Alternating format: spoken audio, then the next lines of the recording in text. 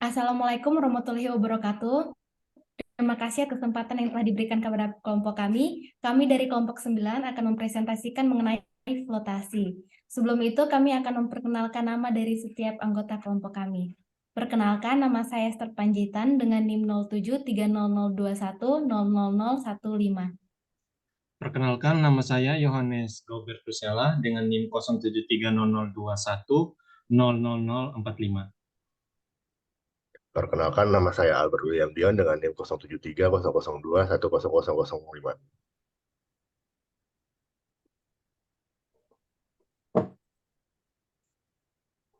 Di sini yang kita akan bahas agendanya pengertian, jenis flotasi, prinsip, syarat, dan faktor-faktor. Kita masuk dalam pengertian.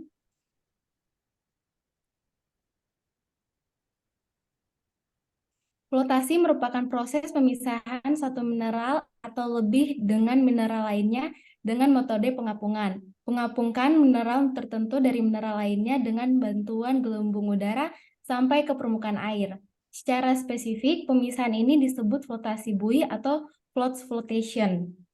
Jadi pengapungan atau flotasi ini adalah suatu cara untuk memisahkan campuran zat padat dengan cair atau zat air berdasarkan perbedaan daya pembahasan. Jadi partikel dengan pembahasan lebih besar akan tenggelam atau mengendap, sedangkan yang daya pembahasannya kecil akan mengapung sebagai busa. Agar pengendapan dengan baik, ukuran partikel itu harus besar dan juga sebaliknya agar pengapungan dengan baik, partikel harus kecil. Tetapi karena zat-zat padat ini sama-sama ditumbuk dalam satu campuran, harus ditentukan perbandingan susunan yang terbaik. Sumber lain menjelaskan bahwa pengapungan adalah suatu proses ketika zat padat, zat cair, atau zat terlarut dibawa ke permukaan larutan dengan memanfaatkan gelembung udara. Jadi zat yang diapungkan menempel pada permukaan gelembung udara sehingga terangkat ke permukaan larutan yang untuk selanjutnya dapat dipisahkan dari larutan. Jadi proses pengapungan ini dengan memasukkan udara ke dalam air akan membentuk partikel-partikel larutan di dalam air dan berkumpul membentuk vlog-vlog, sehingga menyebabkan ukuran partikel-partikel tertentu menjadi lebih besar dan mudah terangkat oleh gelembung-gelembung udara. Jadi terjadi pengapungan itu merupakan hasil dari interaksi antara gelembung-gelembung udara dengan satu fase tersebar. Jadi ketika kecepatan gaya dorong ke atas sangat tergantung pada gaya gravitasi dan sebar, pengapungan juga dipengaruhi oleh konsentrasi permukaan dari fase tersebar atau terdispersi dan pemakaian bahan kimia sebagai penurun tegangan antara fase tersebar terhadap media air. Jadi proses pengapungan ini membutuhkan beberapa bahan kimia. Antara lain ada pembuatan busa, zat pembasah, minyak hidrokarbon, ini untuk melindungi lapisan-lapisan. Dan juga ada pengatur pH, pengaktif atau aktivator, dan pengawaktif atau deaktivator. Ini agar bahan yang benar-benar dibasahi dan bahan yang benar-benar tidak dibasahi itu terpisahkan. Jadi di sini dikatakan operasi pemisahan ini pada dasarnya memanfaatkan perbedaan sifat kimia fisik, permukaan mineral, perbedaan sifat yang dimaksud didasarkan pada respon permukaan sifat mineral ketika berada dalam air. Sifat permukaan ini dibagi dua, hidrofilik dan hidrofobik. Kemudian kita masuk pada jenis-jenis flotasi. Di sini ada 4 jenis flotasi. Yang pertama ada dispersed air flotation. Proses yang terjadi pada flotasi ini adalah gelembung udara dan partikel hidrofobik tergabung dan kemudian mengapung untuk kemudian dipisahkan.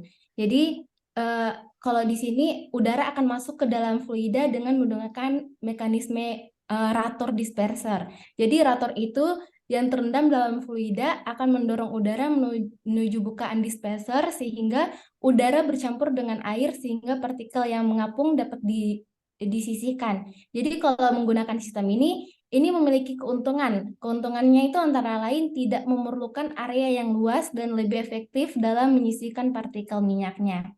Kemudian di sini ada dissolved air flotation. Pada flotasi ini, gelembung udara yang dihasilkan lebih kecil antara 70 sampai 90 mikro.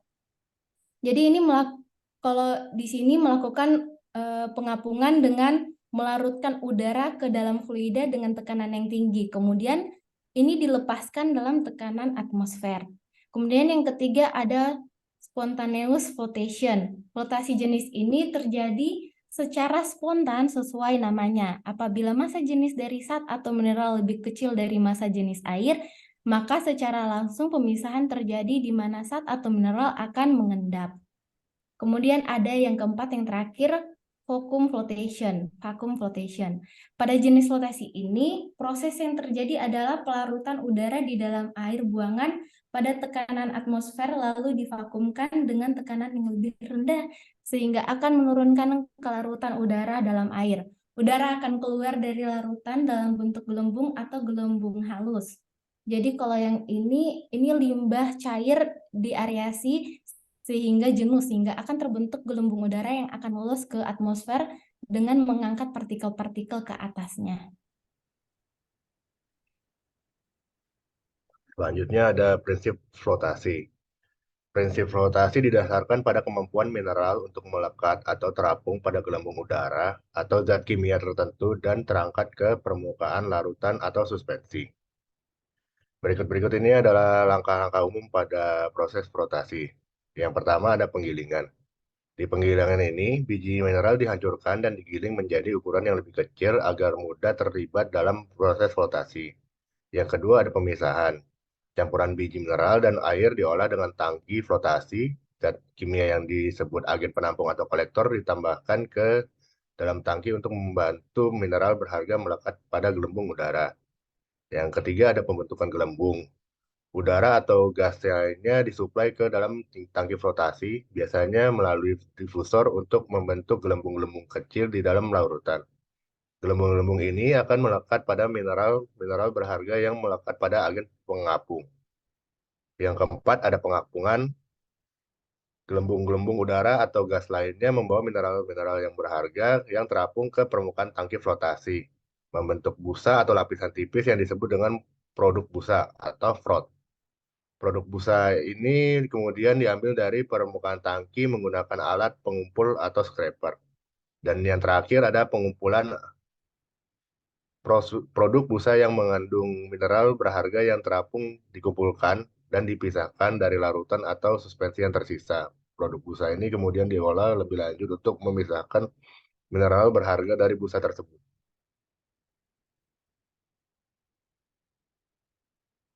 Selanjutnya ada syarat flotasi.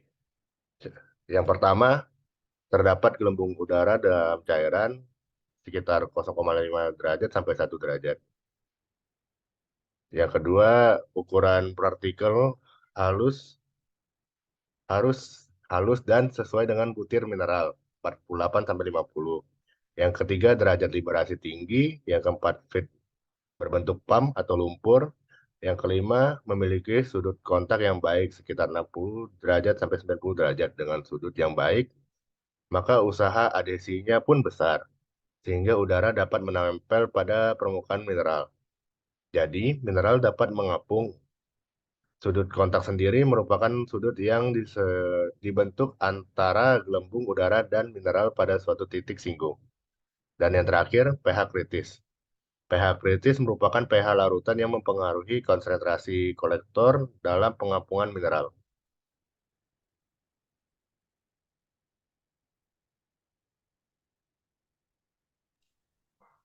Yang berikutnya, faktor-faktor flotasi. Di dalam industri pengelolaan mineral, flotasi merupakan proses pemisahan yang sangat kompleks dan dipengaruhi oleh faktor-faktor terkontrol yang saling berinteraksi. Faktor-faktor dalam flotasi terbagi menjadi beberapa. Yang pertama yaitu ukuran partikel. Ukuran partikel jika terlalu besar cenderung mengendap sehingga susah untuk terflotasi. Jadi ukuran partikel harus sesuai. Oleh karena itu ditekankan agar mineral berbentuk pulp atau lumpur. Nah, ukuran partikel berhubungan dengan massa individu partikel. Semakin besar ukuran, semakin besar massa individu partikel, sehingga gaya gravitasi partikel cenderung tenggelam. Sebaiknya pada ukuran yang kecil, partikel cenderung melayang dan mengapung.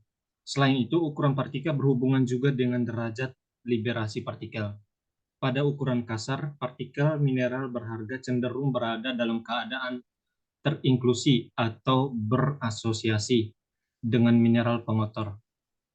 Dengan demikian, pada proses flotasi reagen kolektor tidak dapat bereaksi dengan permukaan partikel mineral berharga dan sebagai akibatnya perolehan akan rendah. Faktor yang kedua yaitu pH larutan. pH tidak boleh tinggi karena partikel cenderung mengendap pada pH yang tinggi. Dalam proses flotasi, selain konsentrasi kolektor, alkanitas pulp berperan penting karena kesetimbangan konsentrasi kolektor dan pH sangat menentukan keberhasilan proses flotasi. Sifat alkali dikontrol melalui penambahan kapur atau sodium karbonat. Umumnya kapur cenderung digunakan untuk mengatur alkanitas pulp karena harganya yang murah. Untuk menurunkan pH biasanya ditambahkan asam sulfat. Faktor yang berikutnya, yang ketiga, yaitu kolektor. Kolektor akan mengubah sifat partikel dari hidrofilik menjadi hidrofobik. Kolektor merupakan senyawa organik dan bersifat heteropolar yang berfungsi meningkatkan hidrofoban mineral. Dalam larutan, kolektor akan terdisosiasi menjadi polar dan nonpolar. Berikutnya, next. Faktor yang keempat yaitu ukuran gelembung udara. Dengan adanya perbedaan sifat hidrofilik dan hidrofobik, peran ukuran gelembung sangat diperhitungkan sebagai media pemisah, seperti logam berat, di mana dibutuhkan ukuran gelembung udara yang lebih besar.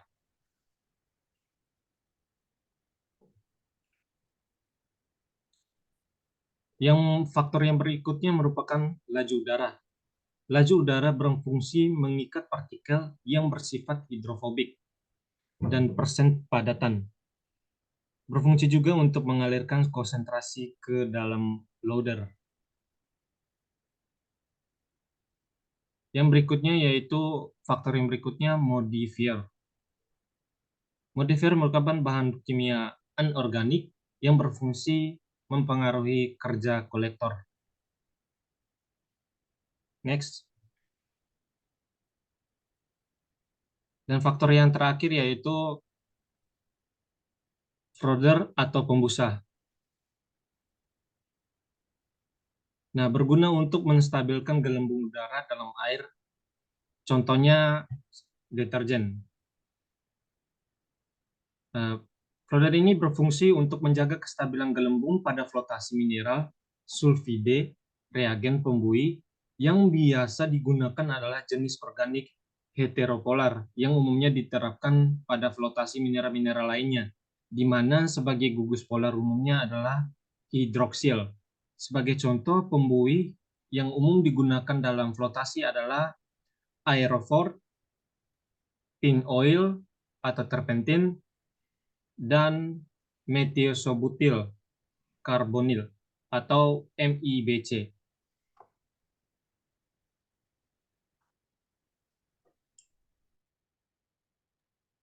Di sini kita ada mengambil salah satu contoh jenis flotasi.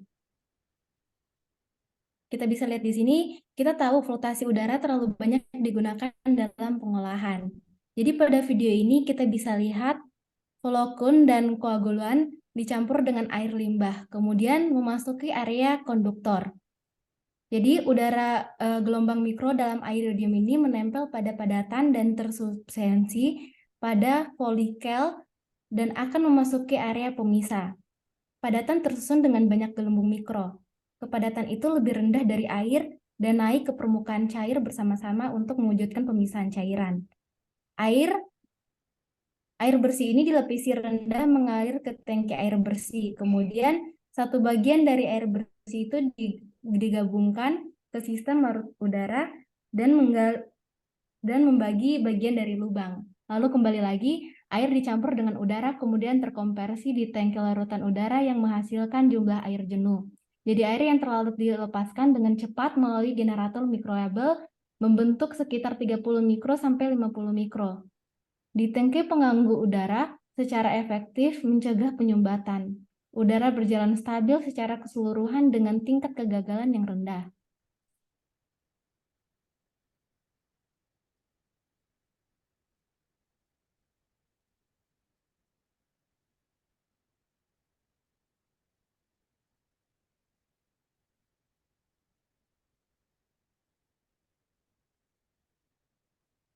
Nah, di sini kita bisa lihat generator gelembung mikro yang tersumbat dapat dilucuti dan dirombak tanpa menghentikan skema mesin. Jadi, kemudian dengan rantai non-logam dapat menutupi seluruh tangke dan mekanis dengan beberapa tempat yang stabil.